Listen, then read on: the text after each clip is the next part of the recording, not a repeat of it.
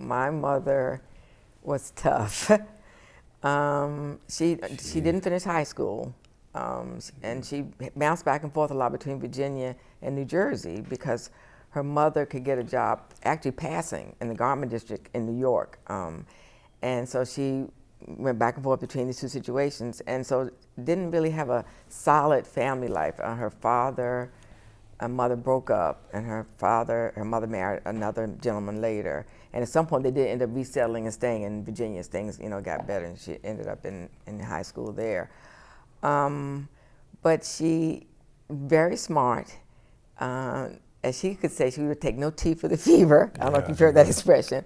And she was very good at guiding, our lives. And my father was, very much there, but my mother was, the person who was in charge. We all deferred to my mom. She really hated that she had Alzheimer's. I mean, she knew it. She was very depressive at first. And then she went to the, agitation stage. I remember once she said to me, "It's very hard to choose between your daughter and your mother." And that was true because, and not having her live with us anymore, I had to make that choice. And she understood that, even though she had Alzheimer's. And she was very angry at first when she moved out. She liked where she was, but she was angry. Yeah. She is very fashionable. Very fashionable. Yeah, I mean, she was one of a kind. Wonderful, very We moved strong. to Houston, and she must have been in her 70s. Yeah, she actually got a job with a friend of ours who's taking care of her granddaughter, and she had to go to some special after-school tutoring. My mother's job was to drive this child to and from the school to the tutoring and back to her grandmother. I mean, in her 70s. So she was a force. I mean, when I came in the family about 40 years ago, she was a force. She was very different from my mother, who had raised 13 kids and was always stay-at-home mom. And kind of, my mother was much more deferential to my father than your mother was.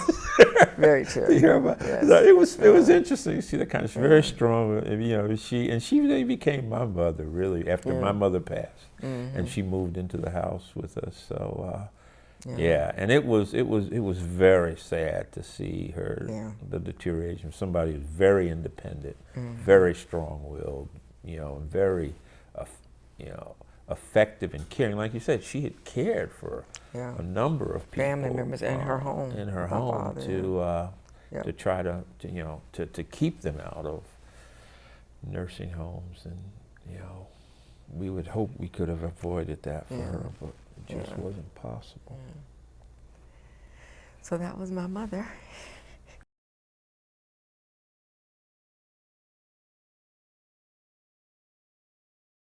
Richie and I have two siblings. Richie has had 12 siblings. So we both come from, I'm a Southern family. My family was born in Norfolk, Virginia. My siblings, my mother and father are both born in Norfolk, Virginia. We grew up there. Richie and I met in college. He's from New Jersey, and it's from a family of 13 siblings. His mother and father are both born in the South, in Georgia, in Georgia. We have a big family. I mean, we get together, just our family is probably like, on his side, maybe 50 to 60 people. Mine is a much more normal size family, and we get together, it could be 10. We went to school together in New Haven, Connecticut. That's where we met. And we've been married 40 years next year. August, right. Next August. And this is the first time we've ever lived 10 years in one place since we've been married. So we've lived in New York, New Jersey, Cincinnati, Ohio, and Houston, Texas, and then down to Durham, North Carolina, where we reside now. We have 2 children, a son and a daughter. My son's the oldest. They're both married, and they both have given us 1 grandson in the last 3 years. So that's sort of our background, I guess. And when Terrie's mother and father were ill, we were fortunate. We had a living situation where there came a time when they needed to come live with us. It was better. And Terrie, being the oldest sibling, I think this is important to say, naturally, well, I'm saying naturally, but being the oldest sibling, when things had to happen in terms of care of her parents, it kind of fell on her to make happen. The older sibling and a daughter, you know. Yeah. I think still in our society, women are still expected to be caregivers and to make those kinds of decisions in families. And you're right, that's happening. I have a lot of friends. I've gotten older. I mean, we've lived this journey actually. Richard being a palliative care, neuro-oncologist and palliative care physician, has probably helped inform us. But you just live the life that you live, and we've had several siblings, parents, aunts, real, and we adopt aunts, in our lives too, and we've had to take care of them, make decisions about them. We've been fortunate. The three people, I guess, actually everyone, sort of, his parents, my parents, and this Aunt May he referred to, all gave us the right to make decisions about their lives. Richie had a different situation. We weren't living near his parents. And so his sisters took on more of the responsibility and actual caregiving. Right. But for my mother and father and this Aunt May, we actually took on the real caregiving and decision-making responsibilities for them. And Terrie's mother actually lived with us for a number of years. 20 years? Off and on for like 20 years, yeah.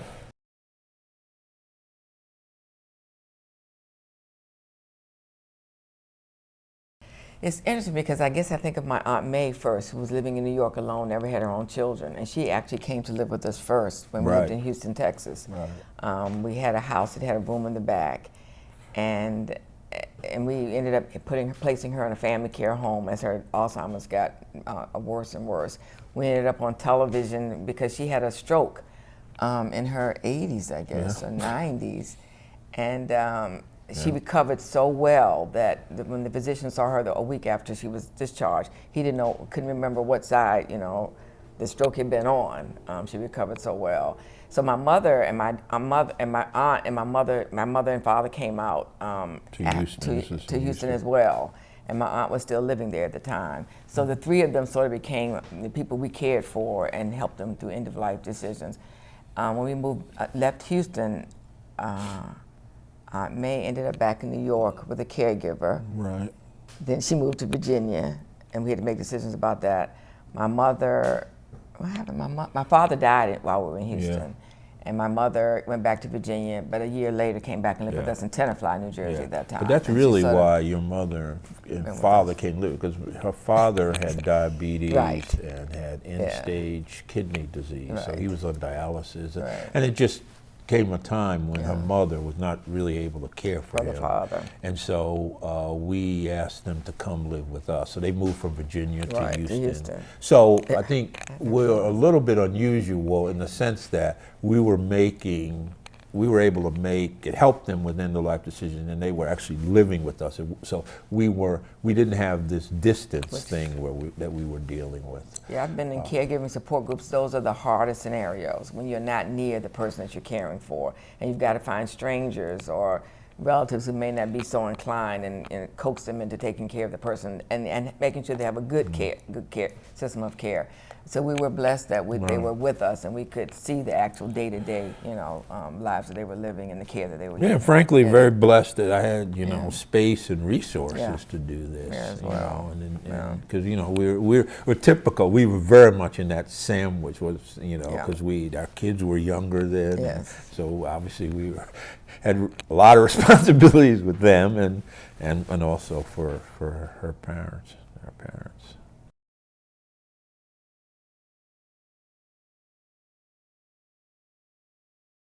Now I think about my father, I guess, first, because we ended up making his will and my mother's will when they were in Houston, and I guess the issue became they had a house that they owned, and this was in the olden days when you didn't even think about why you were giving a house away or selling a house, or taking it out of your name, your resources, because they did have limited resources. So they asked my brother and I to become homeowners, and they would pay us rent until the mortgage was paid off. And so Rich and I chose to do that for them, and which means the resources that they did have were out of their name when the time came for both of them to get nursing home care, which was interesting.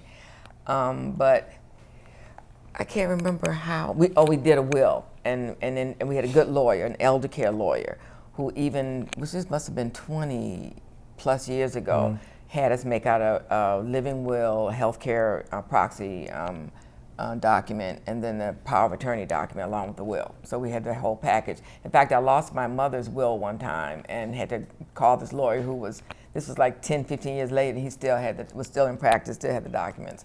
So yeah, we did. So around my father's declining, we ended up taking the steps to make sure they had a will. They didn't even have wills in their probably 70s. So we did that for them then, which also got us thinking about ourselves and our other family members and his parents. But Aunt May, yeah. I remember The specifically. one. See, Aunt May is really interesting. She was an accountant for the city of New York. Her husband died in 1971. Yeah. So she never remarried. She didn't have any biological children. So Terrie was kind of her adopted daughter, and she would, when I realizing she's living in New York City in an apartment, and she's in her now 70s and 80s,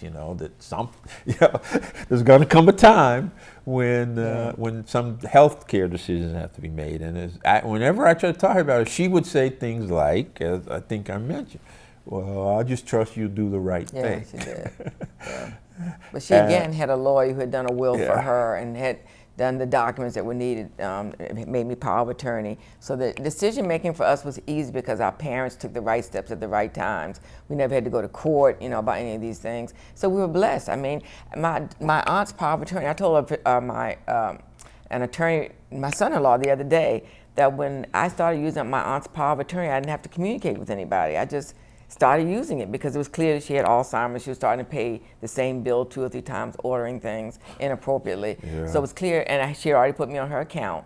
So it was clear it was time for someone to manage her finances. And we got into some tussles a little bit about that. But I didn't have to go to anyone to say that, it's time for me to use this document. So having the documents in place was very, very important. And I see people struggle with this, whose parents are still independent, still in their right minds, and do not want to give up that control, in any way yet. Right. And then it really does hurt down the line, though, because we and really then when will. there are multiple siblings involved too. And there are multiple siblings. Question. Yes, that's a different question too. Yeah. Right. Yeah. Right. Because I was going to say one of the most important things I think in terms of having made decisions for those 3 people.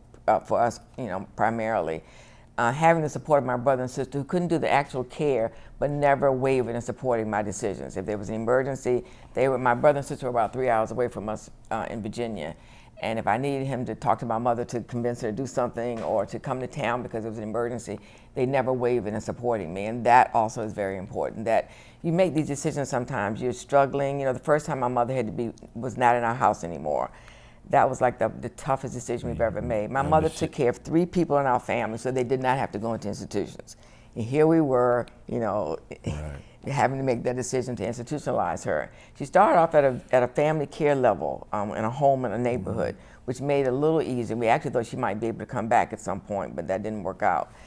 So struggling and making those decisions and then having that support is key, is really key, having that support. Yeah. I think I was there with them. The attorney walked them through their wishes and presented the documents as a package of what you do to do good end-of-life care planning. I guess I wasn't there, but you were there. No, I was there. Yeah. And so he sort of walked them through and asked them questions as he made notes about what was going to be in their directives. I guess it was. I was there and they made the decisions. So I heard what they were saying to the lawyer. I don't think they were intimidated or anything by me being there. This is something they wanted to do. They knew they hadn't done it. My father was ill then, didn't even have a will. But I think I was there. I think it was helpful that I could hear and then read later what they put in the documents. We had a similar perspective that, we didn't want, anything heroic done. We wanted to be comfortable. We wanted our families, not to abandon us. Please, be there for us. But and who the person they decided to make the decisions, I think they were comfortable with that. And at that time, they were kind of healthy. So, even though my father had some chronic illnesses, they were healthy then. Yeah, he wasn't. So these things to me are always easier in the context of health, sort of, or, at a family reunion, or, a Christmas dinner or something. Yeah.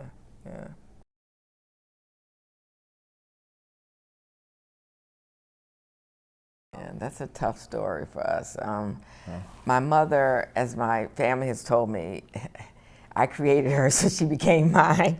We were very, very, very close. My daughter, my mother, and I were extremely close. I mean, my mother had lived with us for many years. You'll see from some of the things that I brought today that the mementos. My daughter wrote a story about her mother. Yeah, she's actually named after her. She's named after her both her mother and her Rich's mother. Yeah. And she's had a big influence on her. And then she did a scrapbook for high school, which also included my mother, part of my mother's life.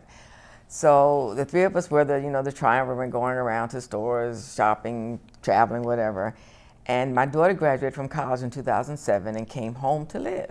My mother had been living with us for a while, was probably mild to moderate Alzheimer's at the time, but she was in charge. She was taking care of me and Richie, and it was the three of us. My daughter had come home to visit. And by that you mean she would cook, right. she would the laundry every day. Laundry every day. She kept loved the house to do that immaculate. stuff, so, yes, she did. Yeah, but then there came a time. This incident with my daughter came home and stayed. She'd been coming and going, but she came home and stayed. So then, in her mind, her wallet began to be missing, and money began to be missing, and just little things. I mean, we were still very close with my daughter, and she kept saying, well, Susan will be going back to school soon. It'll be okay, but she didn't go back to school.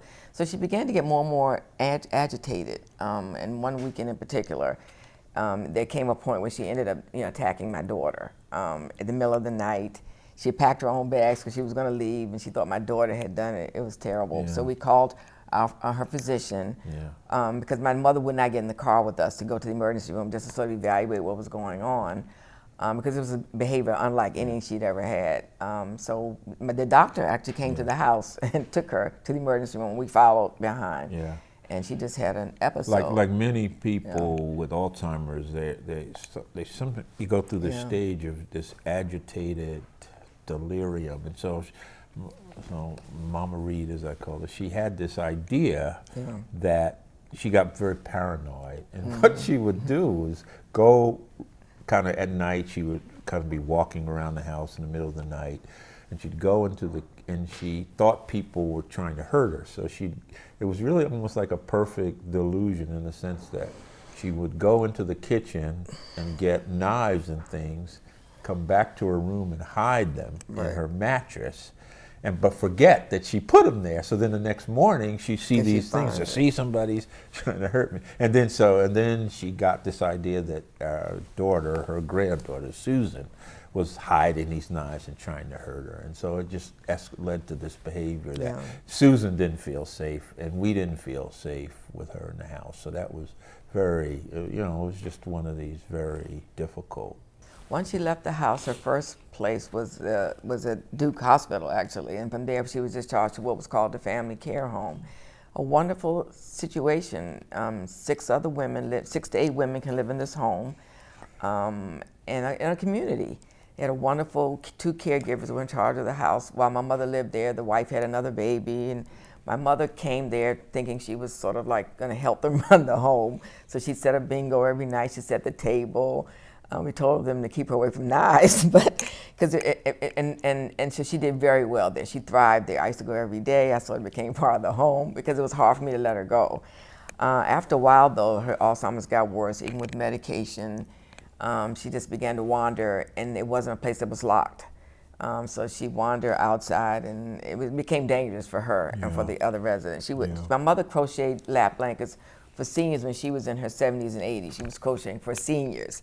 And when she got to the home, she made everybody their lap blankets, crochet these lovely lap blankets. And then she'd take them back because in her mind, they had stolen them from her. So that was a funny story that went around in the family care home. So she progressed from there. It was clear she couldn't stay there anymore. So she ended up in a second level. And really it was because of the wandering. Living, she started wandering, and that facility just wasn't equipped for that.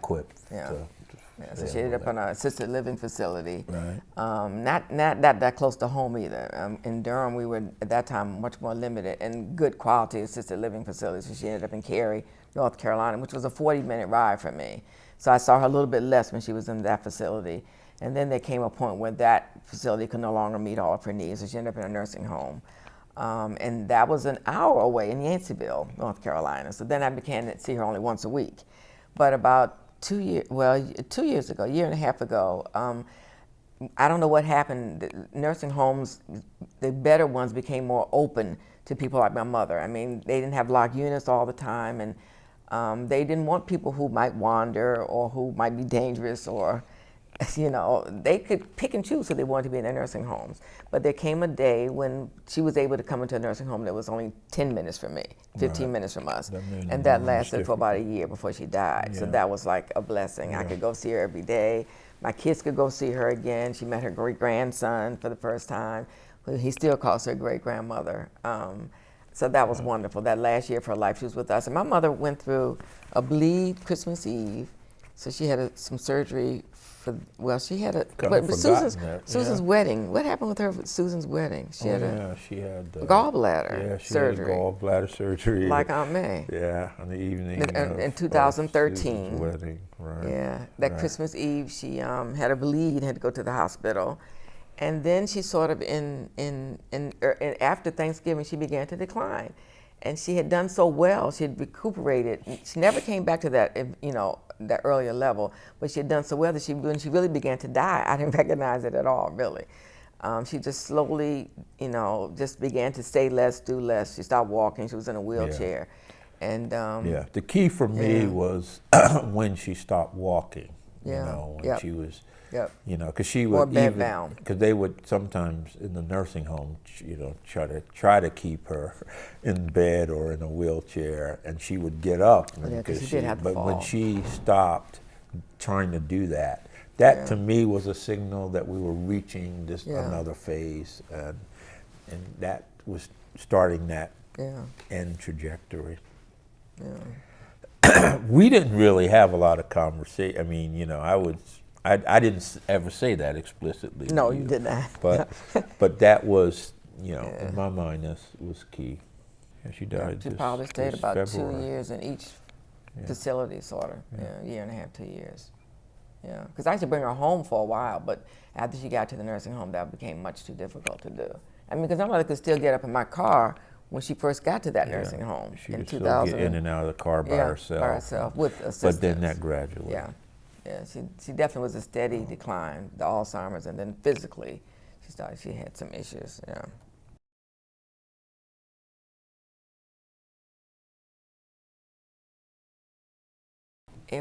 It made it tremendously easier than it would have been with the no information. Plus, it got my mother and I to talk about what she wanted. Whenever someone else would get sick or would die or have a trajectory of their own towards death, we opened the conversation again about what she'd want. Yeah. And she was always clear, you know, that she didn't want to go to a nursing home, but that became not an option. But she also didn't want anything heroic done. She wanted to be comfortable. And I think we honored her wishes. Because we did keep her comfortable. It was interesting too when she was still more aware, and we'd go see Aunt May. Yes. And Aunt May at that point, you know, really was having trouble remembering Terrie and me. And I remember your mother saying one time, she said, "Oh, I hope I end up like Aunt May. She doesn't seem to have a care in the world." You know, and you know, here I am, I'm worrying about all this stuff. So she was always made clear to me, Mom, that she didn't, you know, she didn't want to have all these things. She said, "I don't want to have all those things done to me," and I said, "Like what?" You know, like, you know, and you know, so she would never, you know, she was would never very specific, but was always very clear that, you know, when it's my time, and she even said that to me, when it's my time, it's my time, you know. Don't keep me around. That kind of language is what you. Plus, they had long lives. Yeah. I mean, my mother died at 95. Yeah. You know, she had a full life. You know, she'd seen a lot, done a lot, been to a lot of places, and she was ready. I mean, even though she had Alzheimer's and couldn't vocalize that any longer, if she hadn't had Alzheimer's, that's exactly what she would have said. "I'm ready." You know, she knew where she was going. She used to read the 23rd Psalm up until she stopped reading her Bible anymore. So I think she was comfortable that, you know. Yeah. It was easy to plan a homegoing service. It was easy to remember, you know, looking back through our family photo albums, remembering things she had done. You know, I remember particularly, my mother had always lived with us, so I was sort of spoiled but didn't know it. And I remember my mother had to go to the nursing home, and had to leave our house finally. I cried. I said, my mother's always helped me take care of Richie, take care of the kids, take care of my house. What am I going to do? My best friend said, maybe it's time for you to grow up and take care of your own things. And she was right. I had really been insulated in a lot of ways. I had a career, but my mother had always been there, for some of the things that, career women, always worry about, the house and, the kids. So I'd always had that backup. And that was more scary, actually, than her leaning, going towards death, because I'd always had that backup. And you had too. Yeah. Yeah, she really had always been there for us. But yeah, knowing what she wanted really made things a lot easier at the end. It really did. Yeah, I was there when she died. Richie's brother and sister-in-law actually had just been there. Yeah. And they were with us, and the nursing home called us back because our mother had actually died, and they resuscitated her. And they asked me, what had she been like when she was with you? So we got back, and it was clear that she was, about to die probably within a day or two. And but she looked well. She had good care. Yeah. But when you say resuscitated, they didn't have a full. We don't really know. It's just that they gave her some oxygen. Right. They gave her some oxygen. She came back. She never really. That's true. I shouldn't say. She actually. She probably started to have very slow breathing, and they gave her oxygen. Yeah. And she kind of just slept away very peacefully. She did. Yeah. Mm-hmm.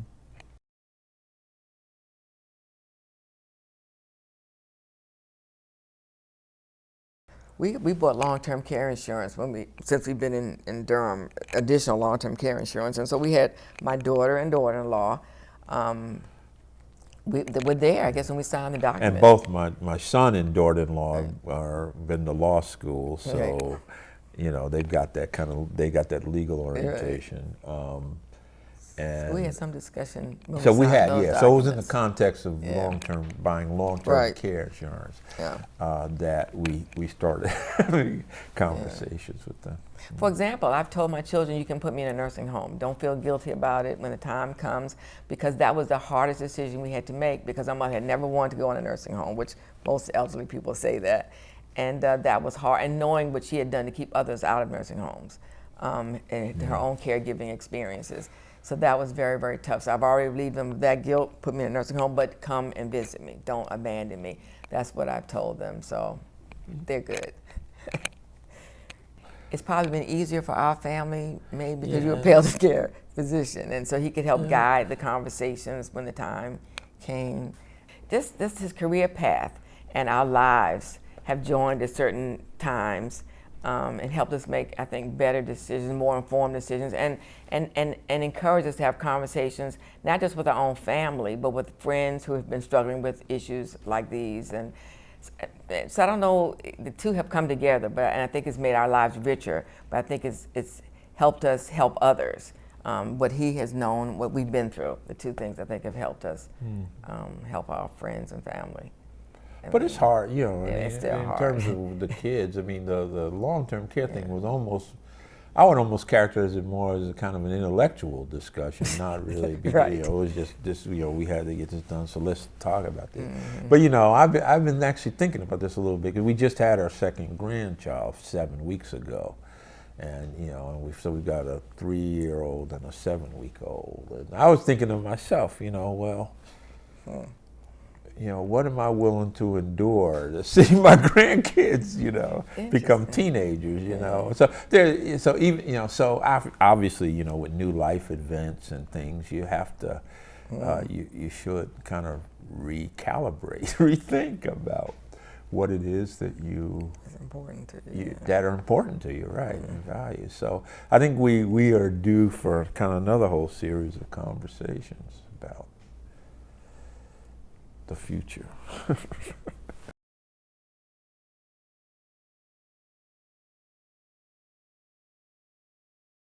As tough as it is, you really need to do a suppose this happens kind of conversation, because I don't think the documents have been as helpful as those conversations, and knowing the people in our lives, what they valued, what was important to them, especially as they began to decline and they needed more assistance.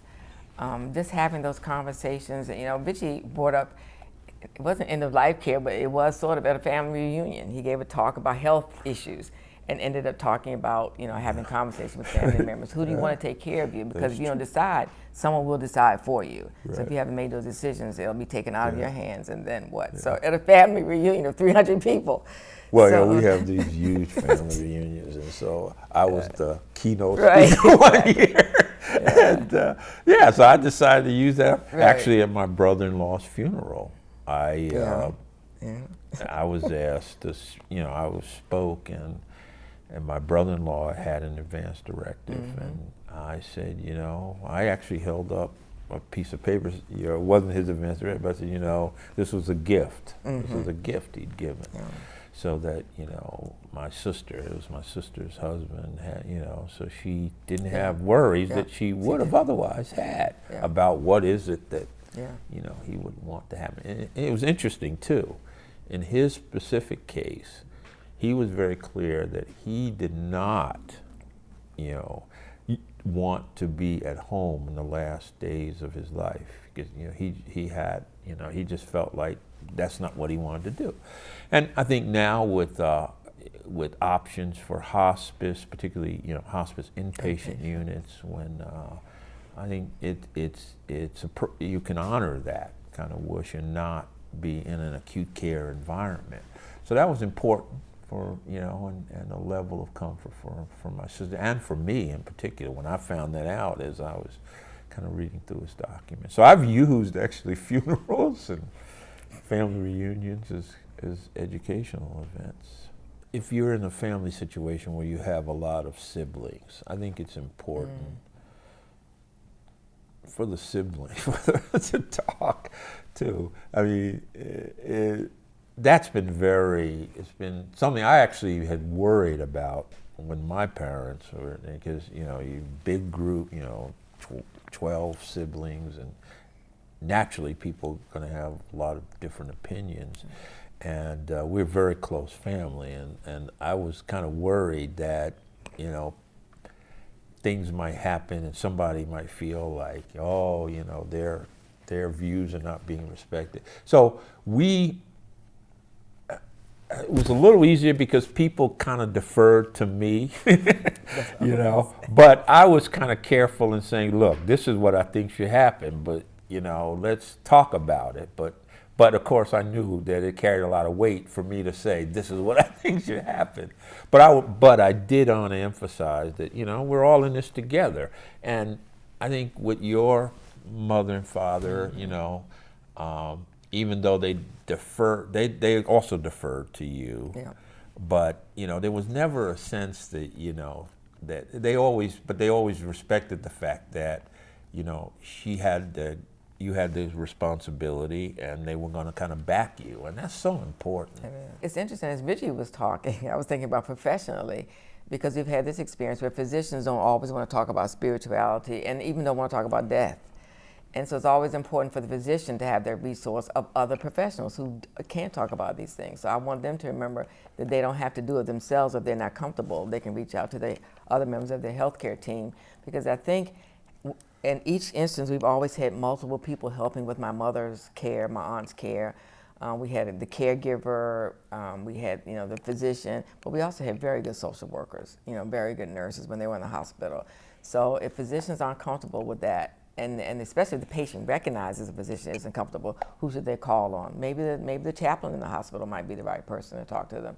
The other thing is, as I've been working with Vicki in some of these end-of-life situations or programs in the African American community, we found that a lot of times African Americans who are parts of congregations might not tell their physician what's going on, but they tell their pastor. And the pastor, doesn't want to talk about this either. Right. Heaven is where you're going, but you got to die to get there. The decisions you have to make, they need to be well trained as well. So we really found that was a big gap. 10, 15 years ago, the pastors had no inkling of how to get someone from the diagnosis to the trajectory to death and the support that they would need from their congregations. The kind of pastoral caring at the end of life can something be deficient. And because actually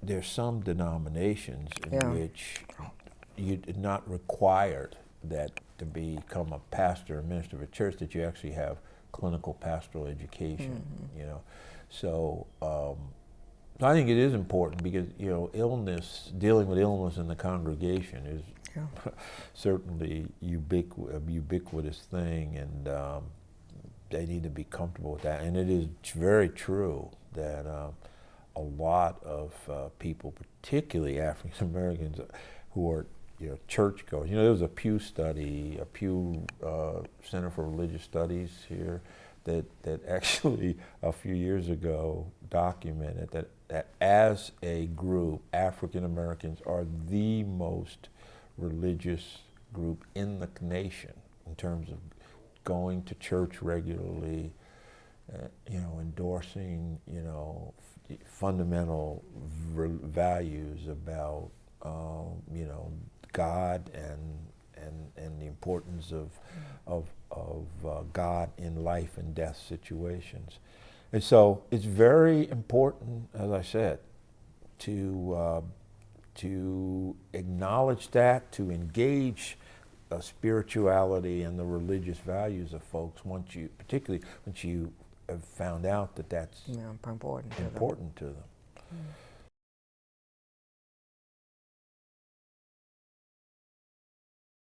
The hospice the hospice situation is just very difficult, because even though in all the cases, your Aunt May, your mother, my parents,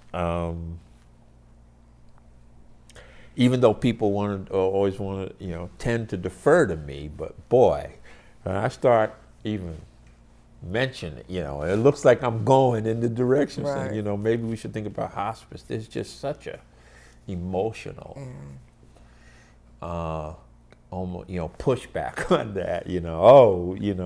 Immediately my family is gonna, you mean you're gonna die tomorrow? That's kind of the emotional. Giving up. That's what they would say. Actually, so even in the context of, having thoughtful, conversations, knowledge-based conversations about it, it's just a tough place to go.